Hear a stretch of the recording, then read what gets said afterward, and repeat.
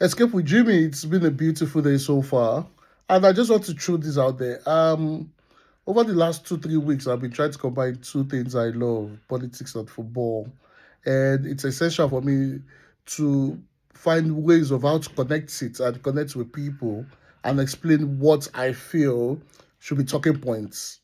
And it's not just about being out there insulting each other. No, I'm not all about that.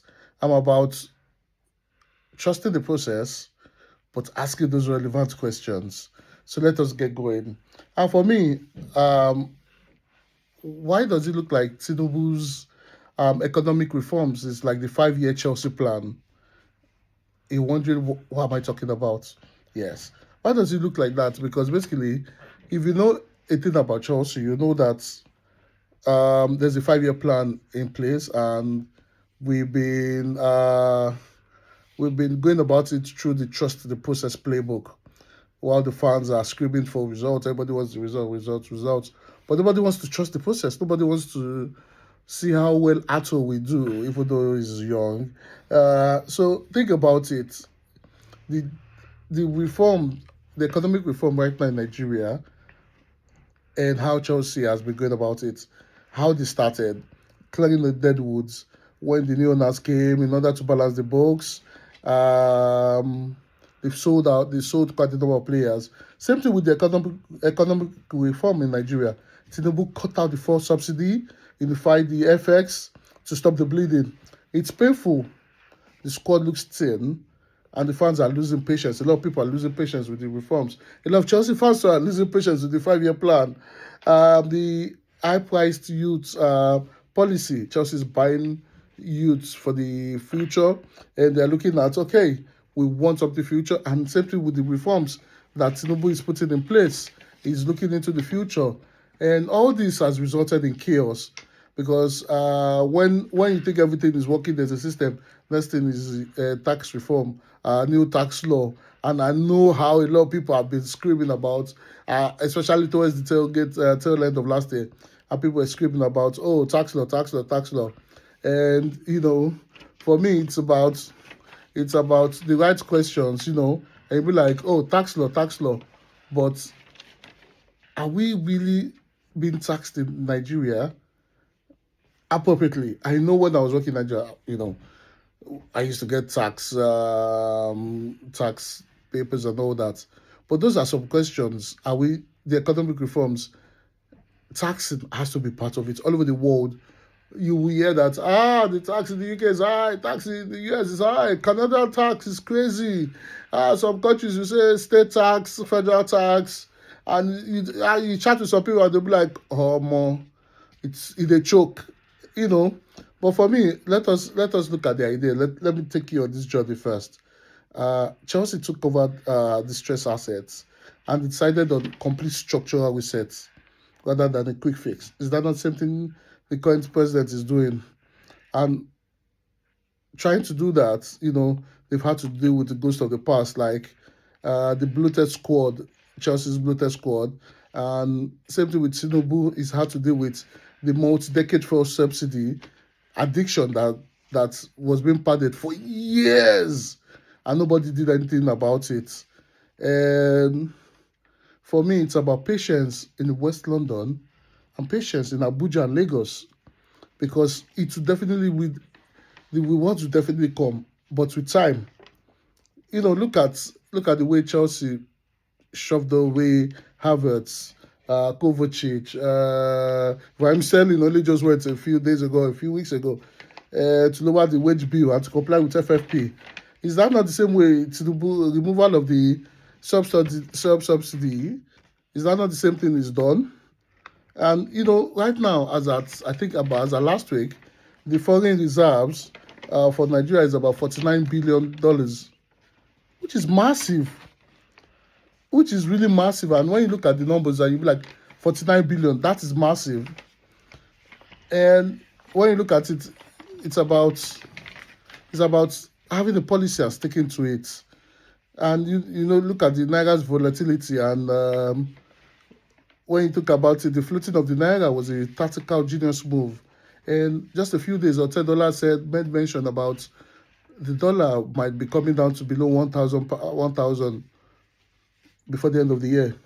Is that not for Otedola to come out to say that, an acclaimed businessman, to say that, I'm sure he's not the mouthpiece for the government, but for him to come out to say that, is that not signaling good things? And you look at it and say, okay, but it's not reflecting in the average Nigerian. And you look at it that, um, are we to trust the process or wait for the results?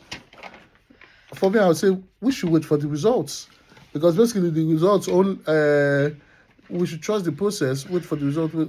Trust the process. Nothing gets accomplished overnight. It's always a journey. And you look at the way Chelsea has been going about it with new commercial strategies and all that. Is that not the same thing the economy, the Tinubu economy is doing right now? Or is it not just, would I call Tinubu the Todd Boehly of Africa? Because basically it's trying to revolutionize everything.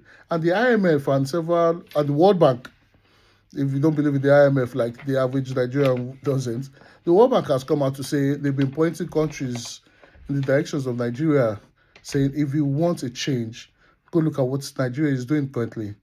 And these are things that I believe would help us in the long run. And Nigerian reserves, as at February this year, the reserves for Nigeria is looking healthy. Uh, but the league table, like cost of living, is quite high. It's still quite high, but it feels like Nigeria is in the relegation zone. But I can assure you that these are things that we all have to pass through, and it's for me. It's not about building a dynasty. It's about the process that we all have to go through. It's pinching. It's pinching everybody, but we just have to be honest about it and say, while I take the pinch, I'm going to wait for the process to hurt me more, but it's going to reap dividends in the long run. And you also look at it that currently a lot of citizens complain about the economy, complain about literally everything. But how best do you think we would achieve growth if we do not go through this stretch currently happening? We have to go through these things in order to achieve the right thing. And you also look at the niche of the strategy that Todd Boehly put in place. Basically, going from modern statesman to technical director. And you also look at the business politics, and you be like, okay, these are the best ways to change everything. And for me, I think at the end of the day, we do have someone in charge who is quite seasoned enough and has been doing his best for what I could get. But the question still remains: um, is it the right thing, or they're just taking us on a joyride? Because a lot of Nigerians are always saying, "Oh, I don't trust this government." I don't think we've ever trusted any government. Since I've been born, I don't think my father's trusted any government.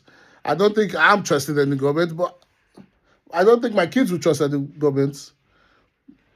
But right now, I think I'm sitting down, I'm thinking to myself, I'm saying, should I trust the process?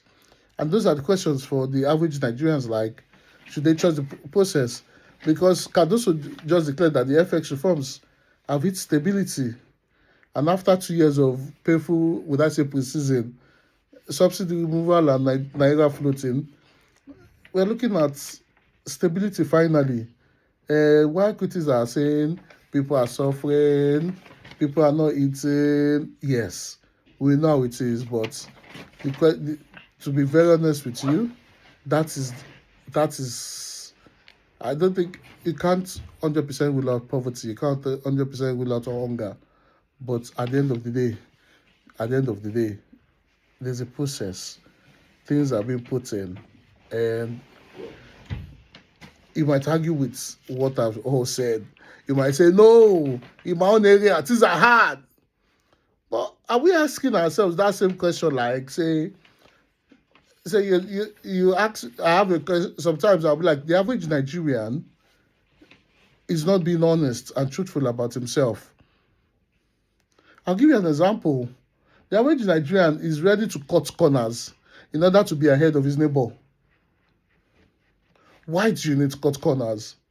Or should I even speak about a controversial one where you see people tell you that they are forex traders, and you be like, you're not trading any forex. And you see people tell you that, oh, I was able to turn $1,000 to $400,000 within 1 year. And we all know, I won't call them who they are. I won't say what they do. But we all know what they do. We all know why the image of the country is that bad. It's because we all have friends, relatives, that participate in things that do not make the country look good. It's time for us we are a reflection of who our leaders are. Our leaders are tips. We ourselves, don't we do worse? Let's ask ourselves the questions and, say the truth, say it the way it is. So anyway, that's all for today. I hope you enjoyed it. Escape with Jimmy. Leave your comments below. Follow, subscribe. But for me, it's just about asking the right questions. No beef. Because I am not the mouthpiece for the present government, I just decided to compare and contrast, as any researcher or any good student would do, to look at the numbers and look at how it is so far. You're welcome. Have a good week. Cheers.